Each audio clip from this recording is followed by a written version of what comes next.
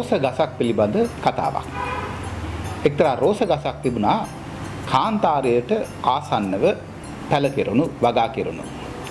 ඒ රෝස ගස අද්දර සිටවා තිබුණා පතොක් ගසක්. රෝස ගස යාගේ ලස්සන පිළිබඳව යාගේ ලස්සන මල් පිළිබඳව හැම විටම ආඩම්බර වුණා. රෝස ගස පතොක් ගසට කියනවා බලන්න ඔයාගේ රූපය දිහා. ඔයා හරිම අවලස්සනයි. ඔයාව දකින්නත් මං කැමති නෑ. ඔයාව කොහොමද මිනිස්සු පිළිගන්නේ? ඔයාගේ මේ අවලස්සන ස්වරූපය නිසා කියලා.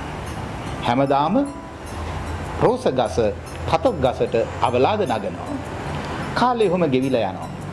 ඊට දැඩි රස්නිය සහිත කාලයක් පැමිණෙනවා. නියගයක් පැමිණෙනවා. රෝස ගසේ මල් හැලෙන්න පටන් ගන්නවා. කොළ හැලෙන්න පටන් ගන්නවා.